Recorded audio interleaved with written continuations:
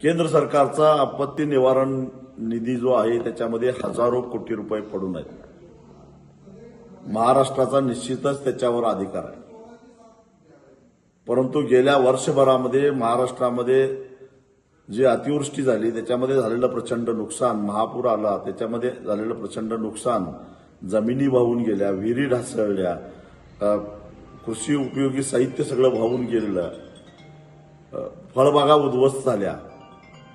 याच्या पाहणीसाठी केंद्र सरकारचं 2 वेळा पथक येऊन गेलं.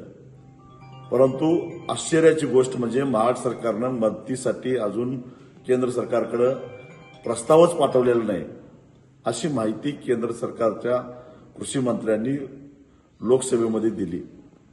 हा सरळ सरळ राज्य सरकारचा बेजबाबदारपणा आहे आणि याच्याबद्दल आता मुख्यमंत्र्यांनी आपली भूमिका स्पष्ट केली पाहिजे.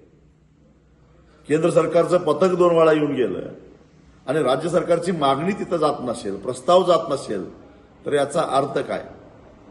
याचा अर्थ असा होतो की केंद्र सरकारकडून एक तर राज्य सरकारवर दबाव आलेला आहे की हा जो एनडीआरएफचा निधी आहे तो मोठ्या प्रमाणामध्ये आम्ही बिहार आणि पंजाबसाठी वापरलेला आहे, आता पैसे आमच्याकडे शिल्लक नाहीत, तुम्ही प्रस्ताव पाठवू नका, असा राज्य सरकारकडे दबाव आलेला असला पाहिजे.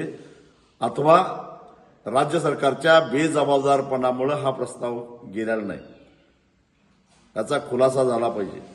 राज्यातला शेतकरी एका बाजूला मदतीसाठी टावं फोडत असताना, शेतकऱ्यांच्या आत्महत्या वाढत असताना, शेतकऱ्याला मदत करायचं राहिलं दूर, त्याचा जो हक्काचा निधी आहे तो सुद्धा जर त्याला मिळत नसेल तर याचा खुलासा मुख्यमंत्र्यांनी केला पाहिजे. अन्यथा ग्रामीण भागामध्ये जेव्हा आता इथून पुढे मुख्यमंत्री दौऱ्यावर जातील त्यावेळी शेतकरी त्यांना जाब विचारल्याशिवाय सोडणार नाही.